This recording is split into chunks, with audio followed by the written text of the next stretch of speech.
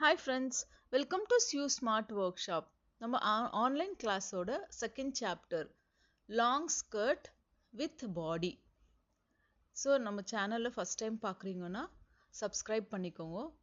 One by one எல்லா சாப்டர்ஸும் update ஆகும். பிகினர்ஸ்க்கு ரொம்ப யூஸ்ஃபுல்லாக இருக்கும். ஸோ டீனேஜ் கேர்ள்ஸ்க்கு வேஸ்ட் பேண்ட் கொடுத்து பாவாடை தேய்ப்போம். இது வந்து சின்ன பசங்களுக்கு பாடி வச்சு ஸ்டிச் பண்ணிங்கன்னா கம்ஃபர்டபுளாக இருக்கும்.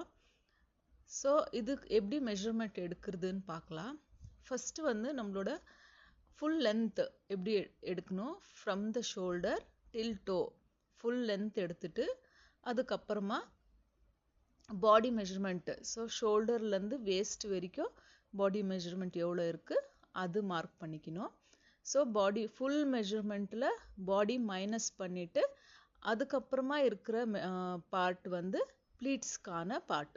So full length minus body, அது வந்து நம்ம ப்ளீட்ஸ்க்கு ஆன பார்ட் அது. ஸோ பாடி எப்படி நம்ம மார்க் பண்ணணும்னா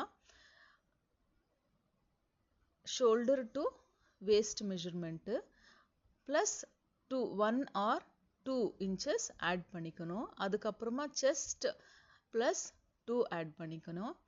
ஸோ நெக்குக்கு செஸ்ட்டில் 12 பார்ட் டிவைட் பண்ணிங்கன்னா செஸ்ட் டிவைடட் பை 12 பண்ணிங்கன்னா நெக் பார்ட் வந்துடும். அதுக்கப்புறமா ஹாஃப் ஆஃப் த ஷோல்டரில் ஹாஃப் வச்சுக்கணும்.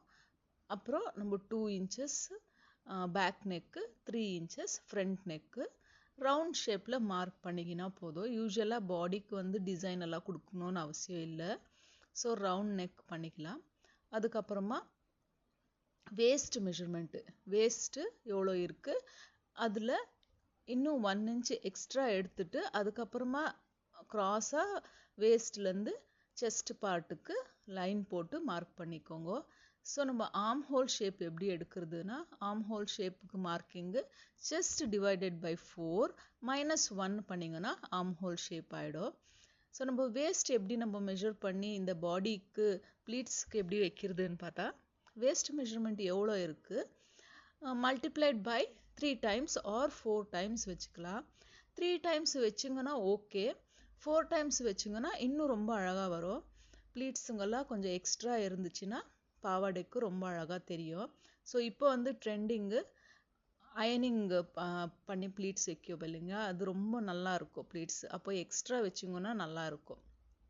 ஸோ நம்மளது ஆர்ம் ஹோல் ஷேப்புக்கு பைப்பிங் கொடுக்கணும் இல்லை ஃபேஸிங் கொடுக்கணுன்ற அவசியம் இல்லை. இதுக்கு நார்மலாக நம்ம எக்ஸ்ட்ரா எப்படி கட் பண்ணியிருக்கோம் அதே வந்து ஒரு 1/4 inch ஃபோல்டு பண்ணி ஸ்டிச் பண்ணிட்டீங்கன்னா போதும். ஸோ இதோட கட்டிங்கு 4 ஃபோல்டிங் வச்சியும் கட் பண்ணிக்கலாம்.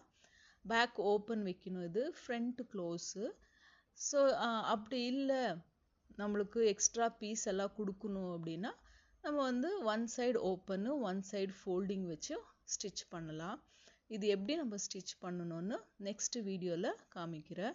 ஸோ இதோட கட்டிங் துணியில் எப்படி நம்ம கட் பண்ணணும் அதோட கட்டிங்கு நெக்ஸ்ட் வீடியோவில் காமிக்கிறேன். ஸோ இது வந்து வேஸ்ட்டு வச்சு ஸ்டிச் பண்ணுறது ரொம்ப ஈஸியான மெத்தட். வேஸ்ட்டோட மெஷர்மெண்ட் எடுத்துட்டு அதுக்கப்புறமா லென்த்து ஃபுல் லென்த் எவ்வளோ இருக்குது அதோட மெஷர்மெண்ட் வச்சுட்டு ப்ளீட்ஸ் வச்சு ஸ்டிச் பண்ணலாம். இது வந்து டீனேஜ் கேர்ள்ஸ்க்கானது. இது எப்படி பண்ணுறதுன்னு நெக்ஸ்ட் வீடியோவில் காமிக்கிறேன். இது ரொம்ப ஈஸியான மெத்தட், ரொம்ப அழகாக இருக்கும். தேங்க்யூ ஃபார் வாட்சிங். லைக் பண்ணி ஷேர் பண்ணிக்கோங்க.